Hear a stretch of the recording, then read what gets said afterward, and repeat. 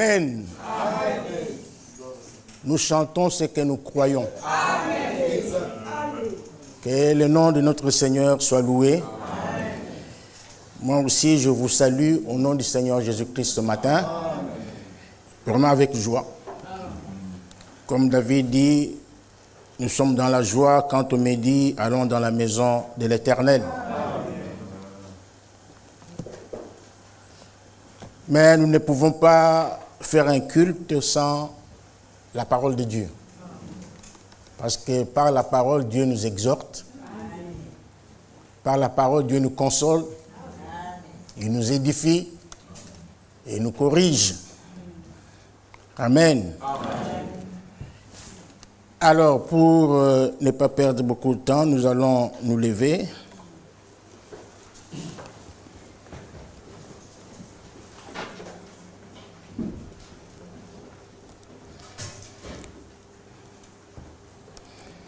Nous lirons dans Luc chapitre 6.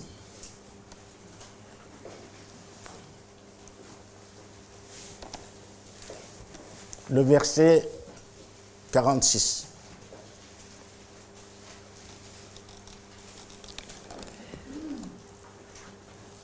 Pourquoi m'appelez-vous Seigneur, Seigneur, et ne faites-vous pas ce que je dis? Amen. Notre Père céleste, Dieu Tout-Puissant, nous nous confions entre tes mains maintenant. Prends-nous en charge, bénis-nous, fais-nous grâce en toutes choses, console-nous par ta parole que nous allons écouter Réprimande-nous par ta parole, parce que c'est pour cela que nous sommes venus, Seigneur, parce que nous sommes en train de nous préparer. Bénis mon frère, bénis ma soeur, bénis la parole qui a été lue, et bénis le vase que tu vas utiliser ce matin. Conduis toutes choses jusqu'à la fin. Tu as déjà commencé avec nous, finis également avec nous en beauté pour ta gloire. Au nom de Jésus-Christ. Amen. Amen. Vous pouvez vous asseoir et que le Seigneur bénisse la parole que nous avons lue. Nous continuons avec notre sujet intitulé « Pourquoi m'appelez-vous Seigneur ?» Comme nous l'avons dit le vendredi, c'est une plainte. Le Seigneur se plaint. Il dit, pourquoi m'appelez-vous Seigneur? Et nous avons vu le vendredi que partout, aujourd'hui, dans le monde entier, dans le monde du christianisme, tout celui qui tient la Bible appelle Jésus Seigneur.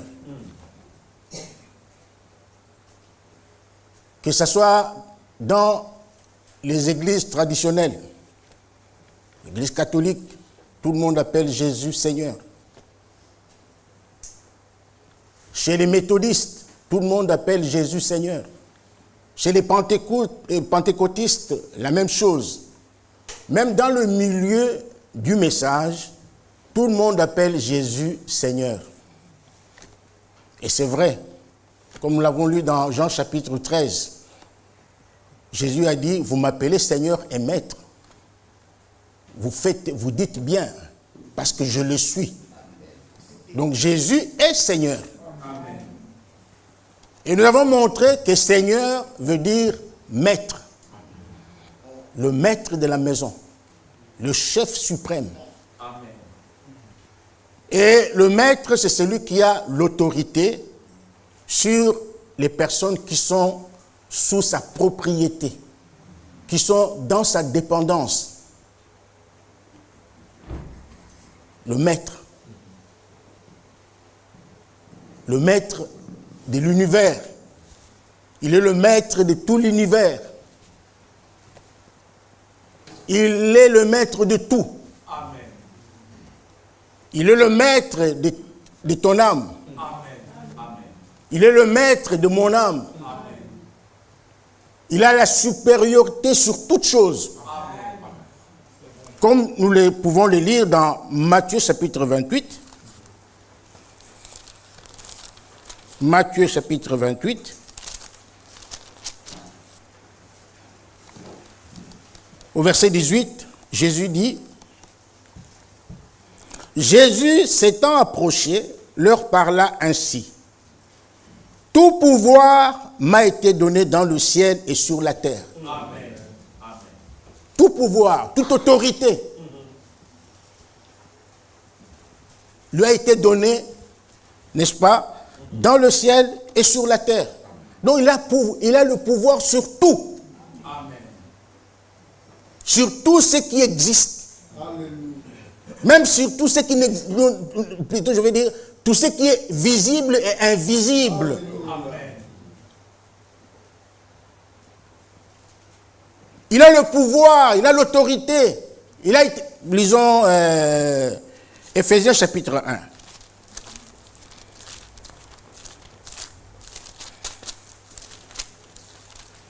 Éphésiens chapitre 1. À partir du verset 19. Et quelle est envers nous qui croyons l'infinie grandeur de sa puissance, se manifestant avec efficacité par la vertu de sa force. Amen. Verset 20. Il l'a déployé en Christ. C'est-à-dire, Dieu a déployé en Christ sa puissance. Amen. Il a déployé en Christ sa force. Amen. Est-ce que vous me suivez? Amen. En le ressuscitant des morts. Amen. et en le faisant asseoir à sa droite dans les lieux célestes. Amen. Jésus est assis à la droite du Père. Amen. Ceci ne veut pas dire qu'il y a un trône où le Père est assis et à côté de lui, il y a un autre trône dont il est assis à sa droite. Non. La droite de Dieu, c'est sa puissance. C'est son pouvoir. C'est son autorité. Il a été investi comme cela. Il a déployé en Christ, en le ressuscitant des morts et en le faisant asseoir à sa droite dans le lieu céleste. Mais écoutez bien, au-dessus de toute domination, de toute autorité, de toute puissance, de toute dignité et de tout nom qui peut être nommé, non seulement dans le siècle présent, mais encore dans le siècle à venir. Amen. Donc il ne faut pas jouer avec Jésus. C'est quelqu'un qu'il faut vraiment respecter. Il mérite notre vie. Amen. Il mérite notre adoration. Amen. Jésus, le Seigneur, il est Seigneur. Il a autorité sur toutes choses. Ce matin, il a autorité sur ta vie. C'est lui qui doit prendre la prééminence dans ta vie, prendre la prééminence dans l'Église. S'il décide aujourd'hui qu'on t'enterre, on va t'enterrer. Aujourd'hui même là. Même maintenant, l'instant même, ici même. S'il décide que tu meurs, tu vas mourir là.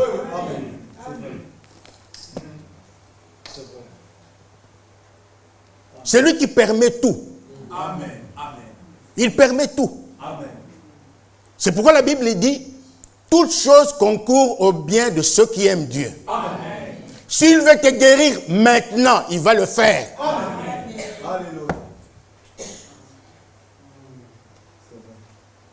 S'il veut te sauver maintenant là, il va te sauver. Si tu veux la délivrance, aujourd'hui là, maintenant là, tu l'auras. Il en a le pouvoir. Amen. Donc il a été nommé, peut être nommé, il a été placé au-dessus de toute domination, de toute autorité. Amen. Le verset 22, il a tout mis sous ses pieds. Amen. Et il a donné pour chef suprême à l'Église. Amen. Jésus est le chef de l'Église. Pardon. Jésus est le chef de l'Église. Il n'est pas seulement le chef, mais il est le chef suprême. Amen. Alléluia. Il est le chef suprême de l'Église. C'est lui le fondateur de son Église. Dans Matthieu chapitre 18, il dit, sur ce roc, je bâtirai mon Église. Pas notre Église, non, mon Église. Il la partage avec personne. Il est chef de son Église. Dans son Église, il fait ce qu'il veut. Il place qui il veut. Il est chef. Je ne sais pas si vous comprenez chef suprême, ça veut dire quoi?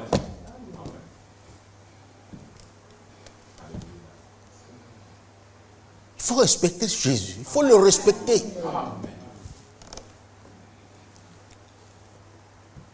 Chef de son Église, le verset 23, qui est son corps, la plénitude de celui qui remplit tout en tous. Amen. Avançons. Colossiens chapitre 1.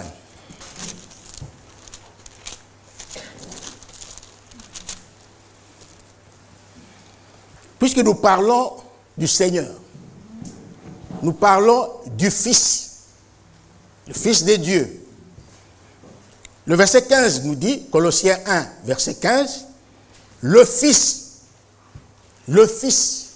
qui est le Seigneur, qui est le Maître, selon Jean 13, verset 13, il a dit, je suis le Maître, je suis le Seigneur.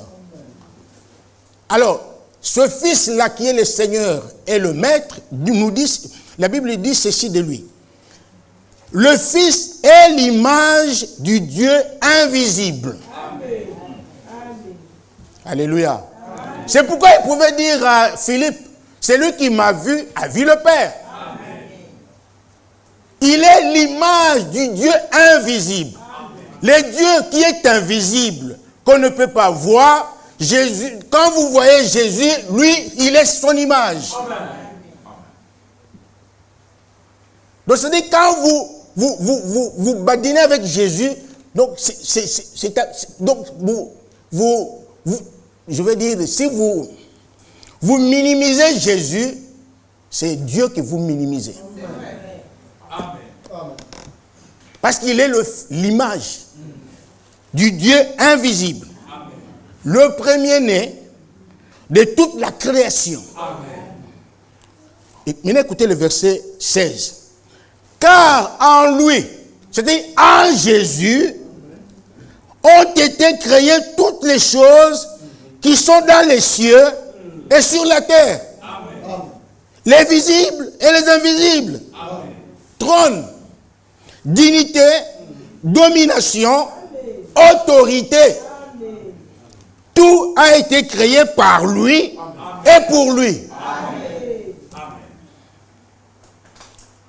Verset 17, il est avant toute chose et toute chose subsiste en lui. Amen. Il est la tête du corps de l'Église. Il est le chef. Amen. C'est lui qui coordonne, Amen. Qui gère, tout, qui décide. C'est son Église à lui. Amen. C'est lui qui a le dernier mot dans son Église. C'est lui qui a le dernier mot dans ta vie. Amen. Il coordonne même ta propre vie. Amen. C'est pourquoi Paul dit dans 1 Corinthiens chapitre 6, le corps que nous avons ne nous appartient pas. Amen. Ton corps ne t'appartient pas. Il appartient à Dieu. Amen. Donc tu ne peux pas dire, tu n'as pas le droit de dire, c'est mon corps, j'en fais ce que je veux. Non. Il ne t'appartient pas. Amen. Tu dois laisser ton corps à celui qui te l'a prêté. Il te l'a prêté. S'il te dit, fais de ce corps que je t'ai prêté comme ceci, tu dois le faire. Tu dois obéir. Parce que le corps ne t'appartient pas. Le corps qu'il t'a donné est le temple du Saint-Esprit. Amen. Il est le temple du Saint-Esprit. Dans 2 Corinthiens chapitre 6, il dit, j'habiterai. Amen. Et dans Jean chapitre, quelque part, Jean chapitre, je ne sais pas, 17 ou 14, il dit, je ne vous laisserai pas orphelins, je vous enverrai le Saint-Esprit, il sera avec vous et en vous. Amen. Dans le corps que tu as, est le temple du Saint-Esprit. Amen. Dieu veut y habiter. Amen. Donc tu n'as pas le droit de faire ce que tu veux. Tu dois le laisser. Amen. Le laisser te sanctifier, Amen. Te purifier. Amen. Parce qu'il veut une église sainte. Une église sans tache, ni ride, Amen. Ni rien de semblable. Une église irréprochable. Amen. Et cette église, c'est toi et moi. Hébreux 3 dit, la maison de Dieu, c'est nous. Amen. C'est nous qui sommes la maison de Dieu. Ça, ce n'est pas la maison de Dieu. Ça, c'est seulement un bâtiment que nous louons, nous achetons pour nous protéger contre les intempéries. Mais la maison, la vraie maison de Dieu, c'est ton cœur. Amen. Amen. Amen. Parce que c'est dans ton cœur que Dieu veut habiter. Amen. C'est toi qui es la maison de Dieu. Comme tu mets de l'ordre dans ta propre maison, comme tu nettoies ta propre maison, mets aussi de l'ordre dans ton cœur. Nettoie aussi ton cœur pour qu'il soit propre. Parce que Dieu ne peut pas habiter dans un lieu sale. Est-ce que vous me suivez?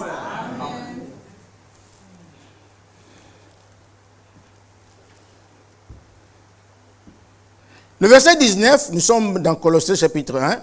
Car Dieu a voulu faire habiter toute plénitude en lui. Alors, Colossiens chapitre 2. Colossiens chapitre 2, verset 9.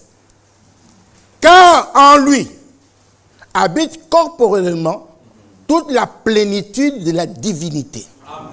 Donc toute la plénitude de la divinité, tout ce qui est Dieu est en Jésus. Amen. Amen. Je ne sais pas si ça vous pénètre. Amen.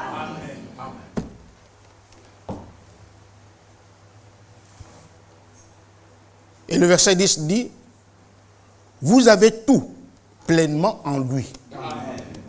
Vous avez tout pleinement en lui, en Jésus. Qui est le chef de toute domination. Amen. Et de toute autorité. Amen. Jésus est le chef. Amen.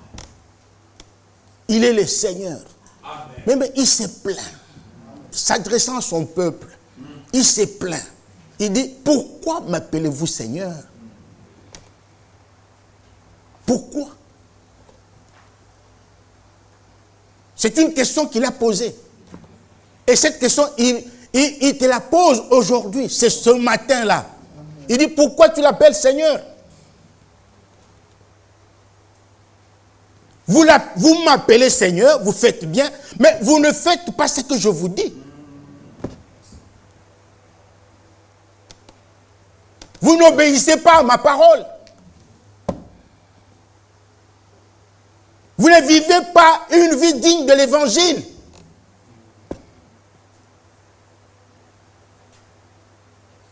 Celui qui ne vit pas la parole de Dieu n'a pas le droit d'appeler Jésus Seigneur. Jésus n'est pas ton Seigneur aussi longtemps que tu vis une mauvaise vie. Tu mènes une mauvaise vie. Il n'est pas ton Seigneur. Il n'est pas ton maître, donc tu as un autre maître. Si tu désobéis à la parole de Dieu, c'est que tu obéis à un autre maître. Or, la Bible dit, on ne peut pas servir deux maîtres à la fois. Ou vous aimez l'un et vous haïssez l'autre. Comme nous l'avons dit dernièrement, on ne peut pas suivre deux lièvres à la fois. Vous allez tout rater. N'a le droit d'appeler Jésus Seigneur que celui qui fait ce qu'il dit. Amen. Amen. Que celui qui fait sa volonté. Amen. Marie a dit au serviteur, faites ce qu'il vous dira. Amen. Faites ce qu'il vous dira. Et quand son temps est venu, il a dit aux serviteurs, faites ceci, faites cela. Ils ont obéi, ils ont eu du bon vin. Amen. Il s'agit ici de l'obéissance à la parole de Dieu. Amen. Un vrai enfant de Dieu, c'est celui qui a la foi et l'obéissance à la parole de Dieu. Amen. Sinon, nous venons perdre notre temps ici.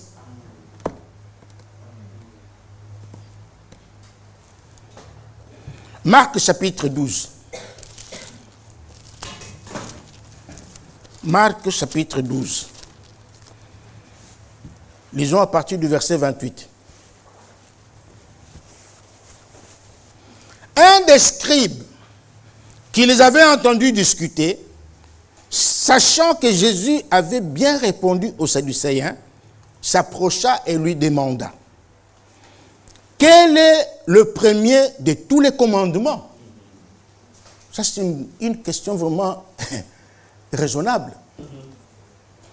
Parce qu'il y en a 10. Il y a 10 commandements. N'est-ce pas? Il y a 10 commandements. Mais de tous les 10 commandements, quel est le premier?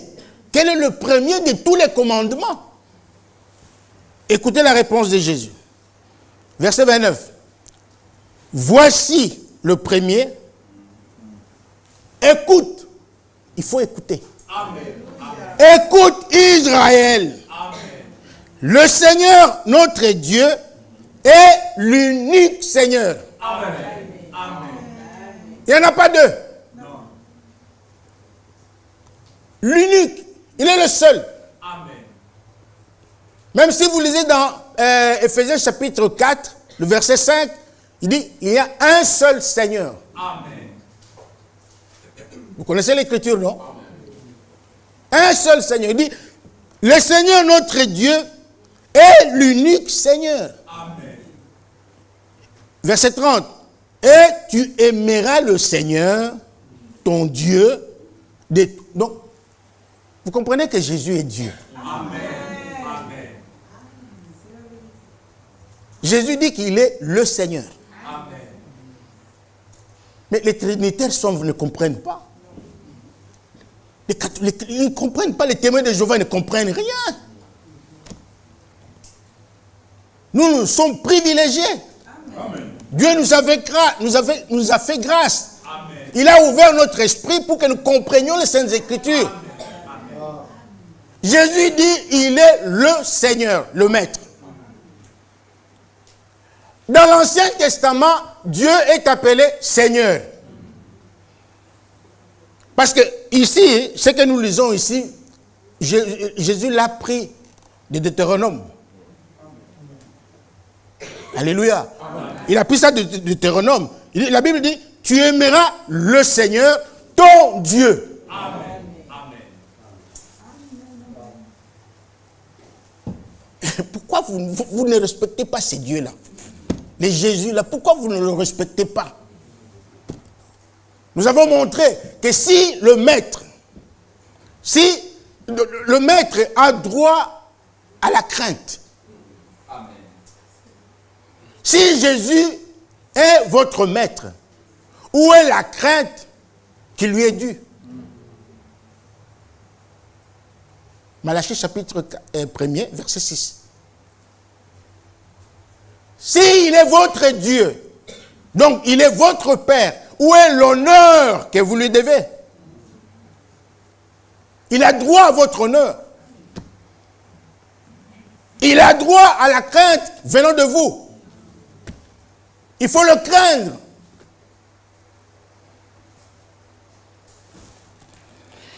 Tu aimeras le Seigneur ton Dieu. Il faut l'aimer. Il s'agit d'aimer. Ne dormez pas. Je vois les gens qui sont en train de dormir. Vous avez beaucoup chanté. On a chanté tout, c'est vrai. Maintenant, c'est le temps d'écouter la parole de Dieu. Si vous dormez, moi aussi je dors. Tu aimeras le Seigneur ton Dieu. Comment? De tout ton cœur. Voilà comment est-ce qu'il faut aimer le Seigneur. Tu dois l'aimer de tout ton cœur, de toute ton âme, de toute ta pensée et de toute ta force. Amen. Il est le seul qui mérite notre amour. Amen. Le seul, l'unique.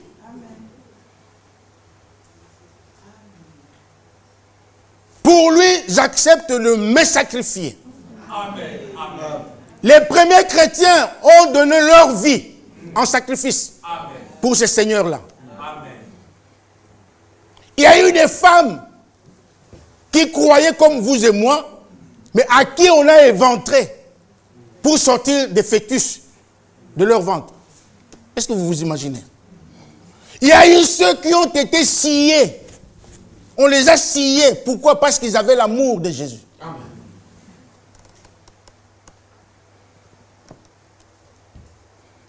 Ils méritent notre amour. Amen.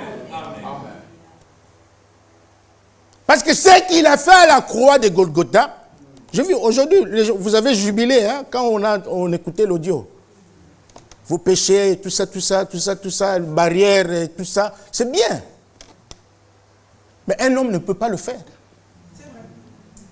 Un homme ne peut pas le faire. Même ton père qui t'a mis au monde ne peut pas le faire.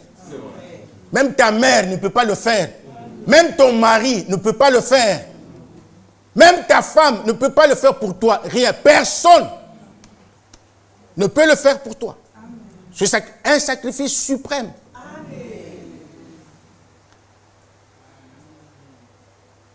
Personne ne peut mourir pour toi.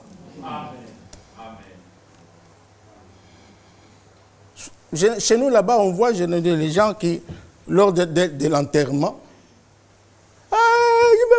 quand quelqu'un...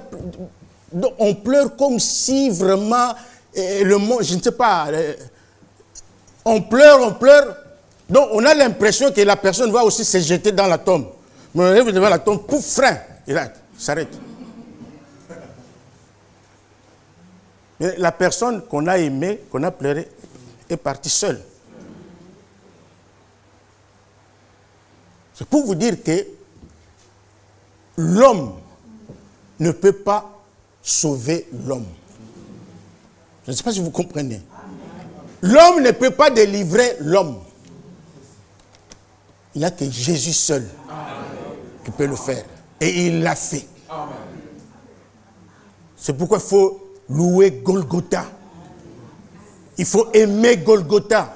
Il faut passer par Golgotha pour aller au ciel. Pour que vos péchés soient pardonnés, passez par Golgotha. Amen.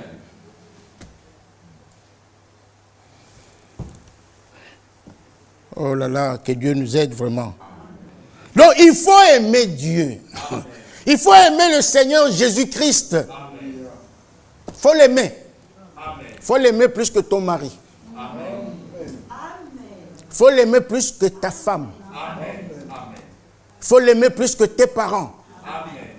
Il faut l'aimer plus que tes enfants. Il faut vraiment l'aimer. Le placer au-dessus de tout. Qu'il prenne la toute première place dans ta vie. Parce que c'est lui qui dirige ta vie. Tout ce dont tu as besoin se trouve entre ses mains.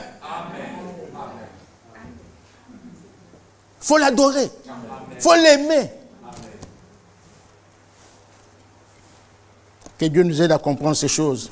Matthieu chapitre 17.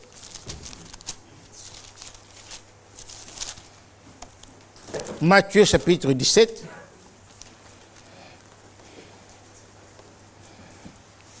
Verset 5. Vous connaissez l'histoire. Il s'agit ici de la transfiguration de notre Seigneur devant Élie, Moïse et tout ça. Enfin, et devant les trois apôtres qu'il avait invités à la montagne, Pierre, Jacques et Jean. Maintenant, au verset 5, il est écrit ceci. Comme il parlait, c'est-à-dire comme Pierre parlait, parce que Pierre proposait au Seigneur de construire 3 tentes, l'une pour Jésus, l'autre pour Élie et Moïse, tout ça. Pendant qu'il parlait, la Bible dit au verset 5, une nuée lumineuse les couvrit.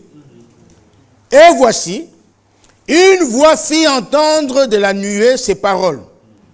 Celui-ci est mon fils bien-aimé, en qui j'ai mis toute mon affection. Amen. Il dit, écoutez-le. Amen. Amen. Voilà la personne qu'il faut écouter. Amen. Quand Jésus parle, il faut écouter. Amen. Ici, on ne dit pas, écoutez votre prédicateur. Même quand je parle ici, ce n'est pas moi que vous écoutez. Hein. À moins que je vienne avec des fausses doctrines, de n'importe quoi. Mais si je vous apporte la parole de Dieu, ce n'est pas moi que vous écoutez. Moi, je ne suis qu'un simple vase. Dieu m'utilise pour vous parler. Lui-même vous parle par sa propre parole. Comme Frère Bouvic l'a toujours dit, depuis la nuit des temps, Dieu ne parle aux hommes que par les hommes. Oui, par les hommes. Donc Dieu utilise des vases. C'est pourquoi il a établi des ministères dans son église. Les uns comme ceci, les uns comme cela, tout ça, pour parler à son peuple. Amen. Pour l'édification du corps de Christ. Amen. Et pour le perfectionnement des saints. Amen. Voilà pourquoi Dieu établit des ministères dans son église. Il utilise les hommes. Il a utilisé les prophètes, les docteurs, ainsi de suite. Donc, il continue à le faire aujourd'hui. Alors,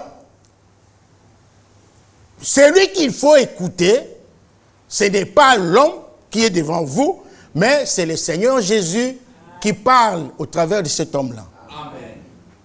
La voix retentit la voix fit entendre de la nuée ces paroles. Celui-ci est mon fils bien-aimé en qui j'ai mis toute mon affection. Écoutez-le. Parce que lui, Jésus n'était pas un prophète, mais Jésus était le prophète. Amen. Promis dans Deutéronome chapitre 18, au verset 15. Le prophète, c'est lui qu'il faut écouter. Et la prophétie a dit, si vous ne l'écoutez pas, vous serez exterminés. Vous connaissez le passage, Deutéronome chapitre 18. S'il vous plaît, ne dormez pas. Je ne prêche pas aux dormeurs. Écoutez. C'est Jésus qu'il faut écouter, le Seigneur qu'il faut écouter. Et lorsque nous venons dans la maison de Dieu, nous venons pour écouter. Amen. Nous ne venons pas dans la maison de Dieu pour faire n'importe quoi. Nous venons dans la maison de Dieu pour écouter sa parole. Amen. Rien que sa parole. Amen. Nous venons, nous chantons, nous prions, nous adorons, c'est vrai. Mais la chose principale, la chose essentielle, primordiale, c'est écouter la parole de Dieu. Amen. Parce que par la parole de Dieu, nous sommes sanctifiés. Amen. Parce que la parole de Dieu fait de nous des fils et des filles de Dieu. Parce que par la parole de Dieu, nous sommes transformés. Par la parole de Dieu, nous naissons de nouveau.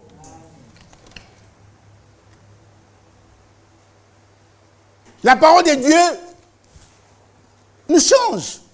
Amen. Nous apporte la vie de Dieu. Amen. Parce que dans la parole de Dieu, il y a la vie. Il y a la vie de Dieu qui est la lumière du monde. Amen. Donc, à l'église, quand David dit « Je suis dans la joie », quand on me dit « Allons dans la maison de l'Éternel », il savait de quoi il parlait. C'était un homme d'expérience. Il avait expérimenté Dieu. Il avait vu Dieu dans sa vie. C'est pourquoi il disait donc j'ai vu, allons dans la maison, la joie envahissait son cœur. Mais aujourd'hui, vous dites à un chrétien, allons à l'église. Ah, bon, aujourd'hui, en tout cas, bon, aujourd'hui je ne saurais pas, j'ai des choses à faire, je dois aller. Alors là, on n'a pas compris. On n'a pas compris.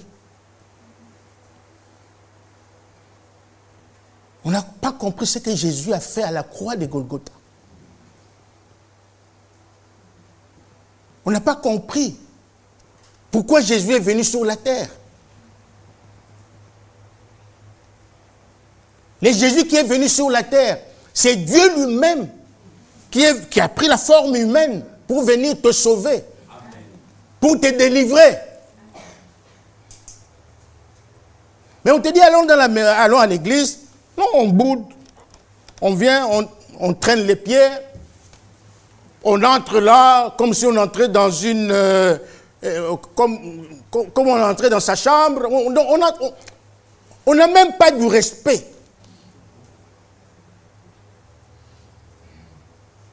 On n'a pas du respect. On ne se rend même pas compte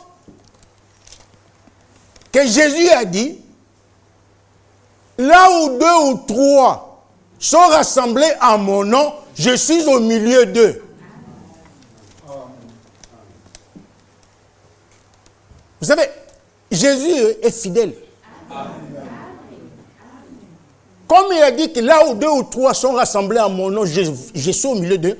Avant que vous veniez, lui il est déjà là. Il vous attend.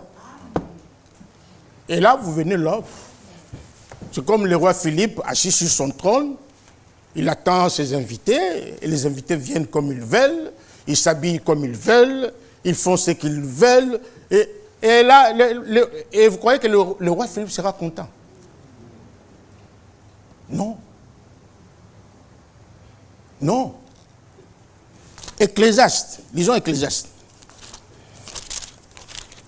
Ecclésiaste chapitre 4.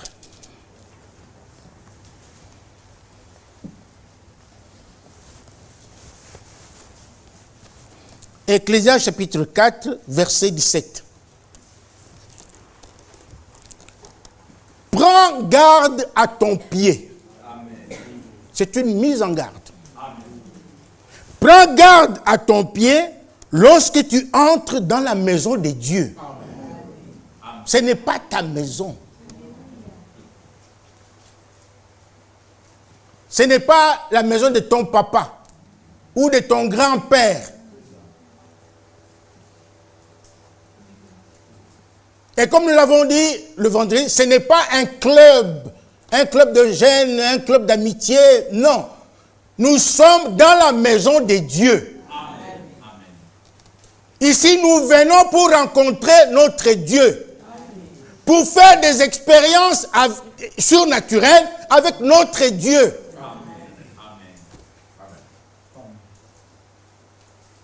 Et la Bible nous donne un avertissement. Ça, c'est un avertissement. Prends garde à ton pied. Amen. Lorsque tu entres dans la maison de Dieu. Approche-toi pour danser. Non.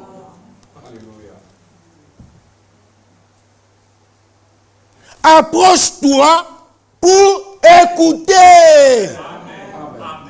Pour écouter. Amen. Écoutez quoi? La parole de Dieu. Amen.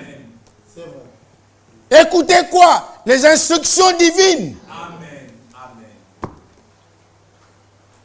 Parce que depuis l'Ancien Testament, quand Dieu rassemblait son peuple, c'était pour lui annoncer des oracles. Amen. Amen. Dieu ne rassemble pas son peuple pour faire des blagues, pour jouer avec lui. Non. Dieu rassemblait son peuple pour lui parler. Mes frères et sœurs, imaginez-vous la scène qui s'est déroulée à la montagne de Sinaï. Dieu devait descendre pour parler à son peuple. Mais il a donné des avertissements à Moïse. Le peuple devait se sanctifier pendant 3 jours. Aucun homme ne pouvait toucher à sa femme. Il devait être saint. Parce que le saint devait descendre et parler à son peuple. Ce n'était pas de la blague. Ce n'était pas du théâtre. Et il dit même que même si une mouche, qu'est-ce que la mouche a fait? Qu'est-ce que la mouche a à voir dans tout ça? Même une mouche qui toucherait la montagne devait mourir. Mais aujourd'hui, nous blaguons avec Dieu. Nous prenons Dieu, nous le considérons comme un grand-père. Nous venons dans sa maison n'importe comment. Les gens n'ont même plus la crainte de Dieu.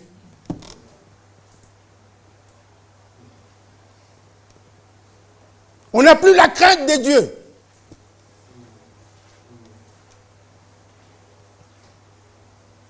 Non, mais il faut que ça s'arrête.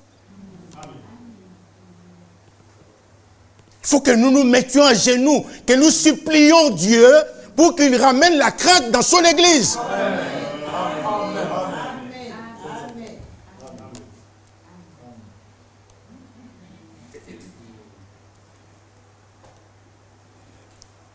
Prends garde à ton pied lorsque tu entres dans la maison de Dieu. Approche-toi pour écouter, plutôt que pour offrir les sacrifices des insensés, car ils ne savent pas qu'ils font mal. Au lieu de venir faire des bêtises dans l'église du Dieu vivant, la Bible dit, mais non, écoutez la parole de Dieu. Nous venons pour écouter la parole de Dieu. Dans Hébreux chapitre 12 au verset 25, il est écrit, qu'est-ce qui est écrit là? Lisons-le. Hébreux chapitre 12.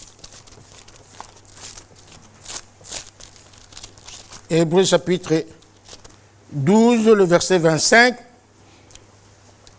Gardez-vous de refuser d'entendre celui qui parle. Amen. Car si ceux qui refusèrent d'entendre celui qui publiait des oracles sur la terre n'ont pas échappé, combien moins échapperons-nous si nous nous détournons de celui qui parle du haut des cieux? Amen.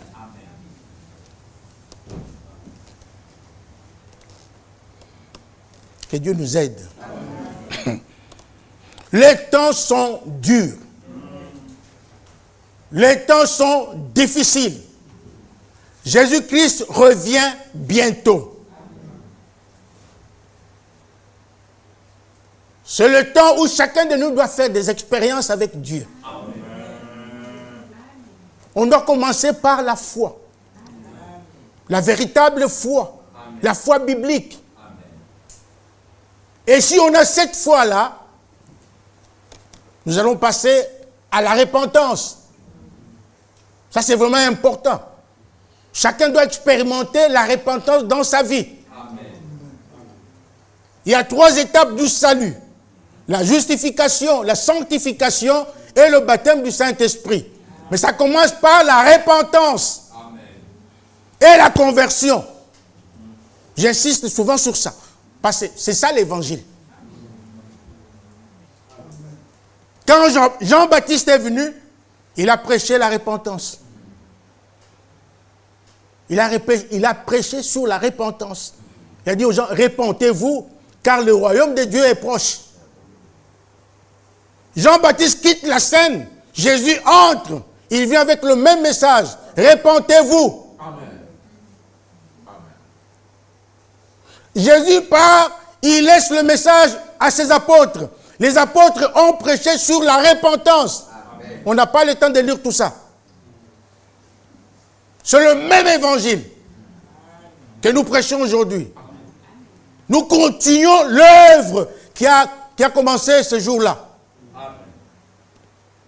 Nous sommes la continuité. Si ceux d'hier ont expérimenté la repentance, nous aussi, nous devons aussi l'expérimenter.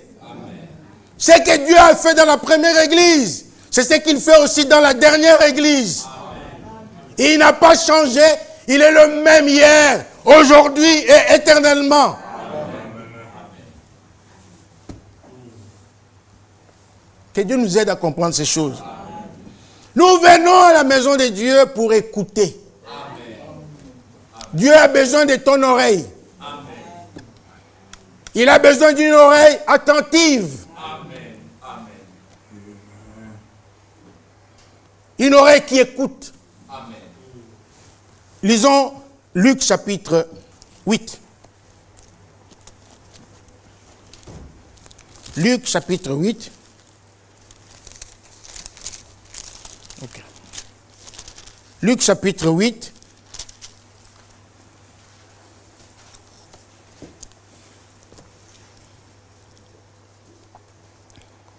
Verset 19. Luc 8, verset 19. Supportez, je vais bientôt terminer. Écoutez attentivement. La mère et le frère de Jésus vinrent le trouver. Mais ils ne purent l'aborder à cause de la foule. Le verset 20. On lui dit, ta mère et tes frères sont dehors et ils désirent te voir. Écoutez la réponse de Jésus. Jésus répondit, ma mère, mes frères, ce sont ceux qui écoutent la parole de Dieu et qui la mettent en pratique. Il s'agit, ce n'est pas écouter et rester là comme ça, non. Écouter, c'est obéir. Écouter, c'est obéir. Il faut écouter et puis mettre en pratique. Écouter et entendre, ce sont des synonymes, c'est vrai. Mais dans un autre contexte, écouter et entendre sont différents. Entendre, tout le monde entend. Tout le monde entend. Tout le monde. Même quand Jésus prêchait, les gens qui passaient de gauche à droite, ils entendaient la parole de Dieu, mais ils s'en allaient. Est-ce que vous comprenez? Mais écouter, c'est tirer l'oreille à l'enfant, par exemple. Tu as entendu ce que j'ai dit? Oui, papa. Oui, maman. Mais pourquoi tu n'as pas fait? Pourquoi tu n'as pas écouté? C'est ce que nous disons généralement. Hein? Tu as entendu ce que j'avais dit? Oui, oui, maman. Mais pourquoi tu n'as pas écouté? Écouter, c'est obéir. Donc, mon frère, ma soeur, ma mère, ce sont ceux qui écoutent la parole de Dieu et qui la mettent en pratique. Amen. Rapidement, Jacques chapitre 1.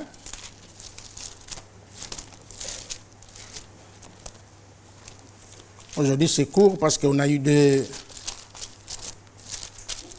services. Jacques chapitre 1. Verset 19. Sachez-le, mes frères bien-aimés, ainsi que tout homme soit prompt à écouter. Amen. Que tout homme soit prompt à écouter, lent à parler, lent à se mettre en colère, car la colère de l'homme n'accomplit pas la justice de Dieu. C'est pourquoi, rejetant toute souillure de tout et tout débordement de méchanceté, recevez avec douceur la parole qui a été plantée en vous. Amen. Et qui peut sauver vos âmes. Amen. Maintenant, écoutez le verset 22. Mettez en pratique la parole et ne vous bornez pas à l'écouter en vous trompant vous-même par de faux raisonnements. Amen. Car si quelqu'un écoute la parole et ne la met pas en pratique, il est semblable à un homme qui regarde dans son miroir son visage naturel et qui après s'être regardé s'en va et oublie aussitôt comment il était. Mais celui qui aura plongé les regards dans la loi parfaite, Amen. La loi de la liberté, Amen. Et qui aura persévéré, n'étant pas un auditeur oublieux, mais se mettant à l'œuvre, celui-là sera heureux dans son activité. Amen. Ici, on parle au verset 23 et 24, on parle des auditeurs oublieux, c'est-à-dire les amnésiques. Il y a une maladie qui s'appelle l'amnésie. Une maladie terrible. Dans le naturel, c'est une maladie terrible, c'est-à-dire quelqu'un peut oublier ce qu'il est. Nous avons le corps médical dans l'église qui peuvent mieux expliquer cela. Donc il peut même oublier son passé. Il peut même oublier son nom. Il peut même oublier son mari. Son mari, il ne le reconnaît plus. Il peut même oublier ses enfants, ses propres enfants. Il ne les reconnaît pas. Toi, c'est qui? Toi, j'ai déjà vu cela. N'est-ce pas, la sœur Nadège? C'est une maladie terrible. Tu vois ton père ou ta mère sur le lit d'hôpital, il te regarde, il dit qui? Toi c'est qui? L'amnésie. Maintenant cette maladie-là est aussi dans le spirituel, existe aussi dans le spirituel. Tu viens ici, tu écoutes la parole de Dieu, tu cries Amen, tu sors là, fini, tu as tout oublié. Tu as tout oublié. Et ça, c'est grave. Tu écoutes la parole de Dieu, tu fais des commentaires même, mais quand tu te retrouves dans une certaine circonstance, il faut appliquer la parole de Dieu. Non, tu agis comme un païen, comme un mondain. Tu as oublié les exhortations. Oh, il est 13h10. Je peux lire une écriture. Tu oublies.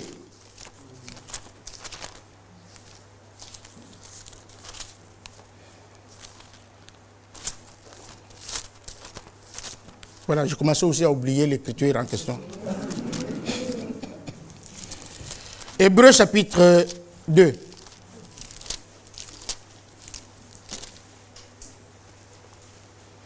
Hébreux chapitre 2, verset 1. C'est pourquoi nous devons d'autant plus nous attacher aux choses que nous avons entendues. Amen. Pourquoi? De peur que nous ne soyons emportés loin d'elle. Car si la parole annoncée par des anges a eu son effet, et si toute transgression et toute désobéissance ont reçu une juste rétribution, comment échapperons-nous en négligeant un si grand salut? Le salut annoncé d'abord par le Seigneur nous a été confirmé par ceux qui l'ont entendu. Dieu appuyant leur témoignage par des signes, des prodiges et divers miracles, et par les dons du Saint-Esprit distribués selon sa volonté. Amen. Donc, nous venons à l'église pour écouter. Amen. Écouter la parole de Dieu. Amen. Et lorsque nous l'écoutons, nous devons la digérer. C'est comme quelqu'un qui vient de manger. Quand tu as mangé, tu as mangé un très bon repas, tu es rassasié, tu te sens bien, maintenant tu dois digérer. Tu dois digérer. Et ce repas-là doit contribuer à ta santé. Et quand tu écoutes la parole de Dieu, tu l'as aimé, tu l'as digéré spirituellement, cette parole-là ne peut pas retourner à Dieu sans avoir accompli les effets pour lesquels Dieu l'avait envoyé. C'est ça le but de l'évangile. Et cette parole que tu entends doit agir dans ta vie. Et nous avons besoin de voir les effets de la parole de Dieu dans ta vie. Nous en avons besoin. Enfin, pas nous, mais Dieu.